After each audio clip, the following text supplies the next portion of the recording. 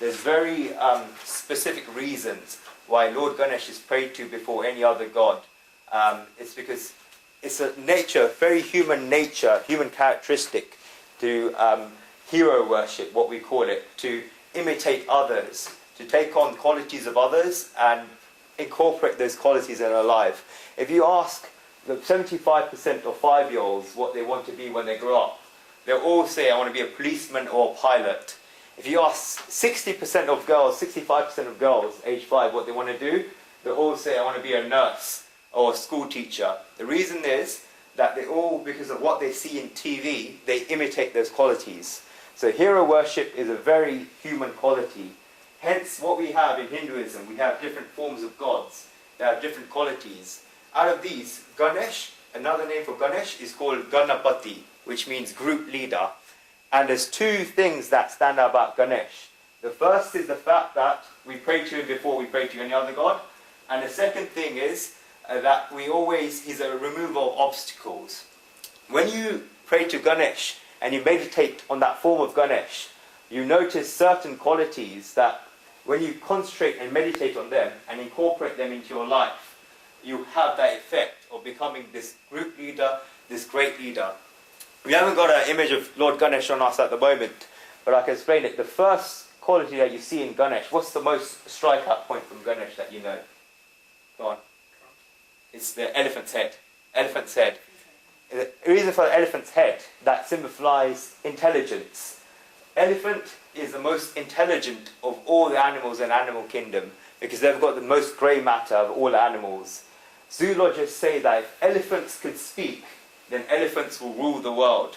That's the quality of elephants. They have that intelligence. So any leader, if you want to be a leader, the first quality you must have is intelligence. Because people always look up to you, always come to you with those answers. So that intelligence is that first quality. Second quality of Ganesh is his small eyes. That small eye shows deep insight. How many people here have got 20/20 vision? Oh, this is a Specsaver's dream.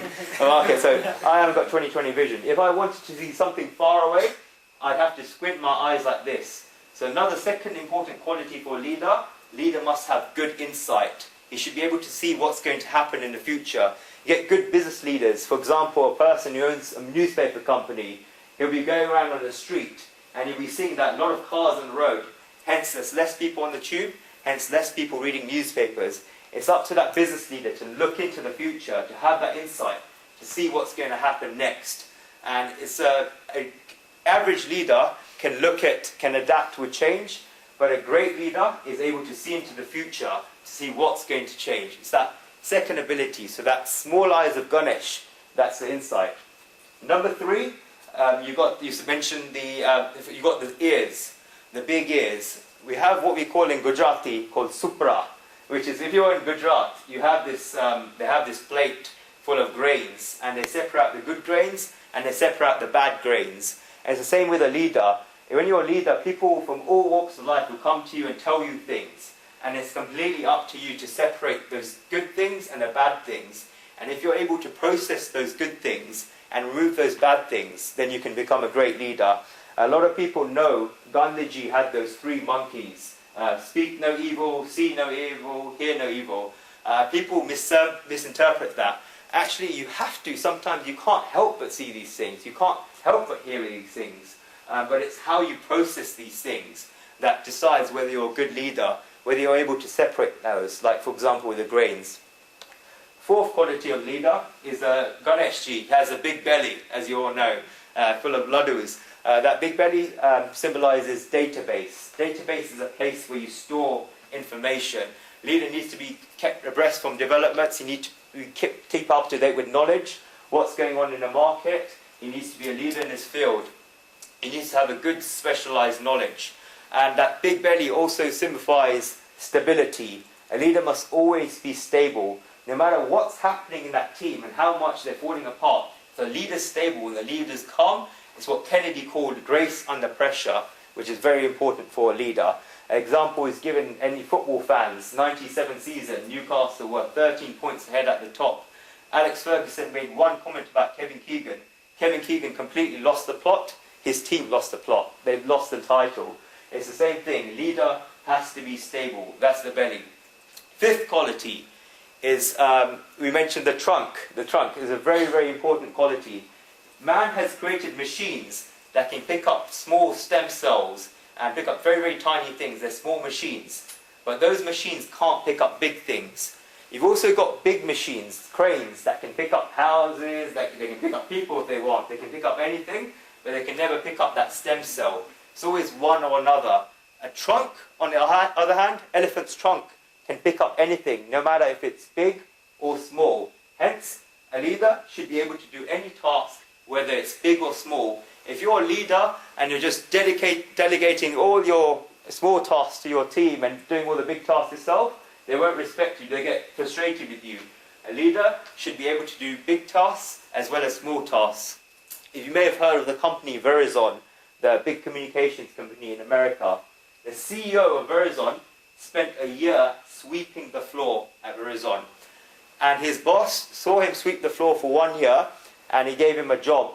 He sent him to business school, gave him a job on the management. He went all the way up to the CEO. He asked him, "Why did you wait 1 year?" He goes, "I wanted to see whether you were worth it." A leader should be able to do small tasks as well as big tasks and do them just as well, which the Gita calls excellence in action, no matter how big the task is. Sixth quality of Ganesh is he's got two tusks. One of them is a half-tusk. The half-tusk shows the limited intellect. No matter how intelligent you are, no matter how clever you are, there will always be something that you don't know. If you're a great accountant and you want to build a house, you can't do all of that yourself. You have to go to an architect, you have to go to a builder. If you're an accountant and you want to cure your illness, you can't do it yourself by reading books. Sometimes you've got to accept the fact that your intellect is limited and go to a doctor. Great leaders, if you read the biographies of great leaders, they knew how to surround themselves with great people who are specialists in their fields. And because of that, they had to limit the time it takes to learn about a subject they don't know about, and they could focus on what they do best. On Andrew Carnegie, the multi-billionaire tycoon in the 19th century, his grave, it was written, "Here lies a man who knew how to surround himself with people who are better than him." That's what a leader should do. You should accept the fact that you've got a limited intellect, and you should be humble about it. Seventh quality of Ganesh is a full tusk. That represents full faith. Again, if you read the biographies of all the great leaders all the world over, you see they'll have one thing, and that was faith. Like, no matter what happened, they completely believed in what they did. And it said that faith is more important than ability, because faith creates ability. Perfect example you can get is the Wright Brothers. When they were in Ohio, they were running around, they saw a bird fly in the air, and they thought, maybe one day humans could also fly like this. So they experimented, they jumped off trees, they broke all their bones. People laughed at them, and people thought they were mad. And so now look what's happened now. All around the world you see planes flying, just because these people had faith when nobody believed in them. Same with Marconi, who invented radio communications. His friends had him declared insane in an asylum because he said that you can transmute airwaves through the air. People thought he was mental, but now you've got mobile phones and telephones and so on. Hence, you should have that full faith.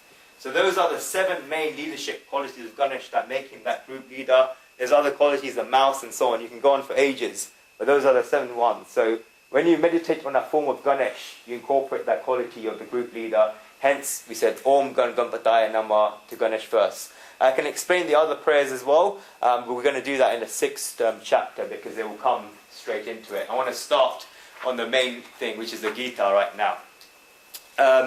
So it's the same thing with other forms of God, like Lord Krishna. He's got a peacock's feather on top of him. The Discovery Channel has not found a single video of peacocks mating. It hasn't been found in the entire records.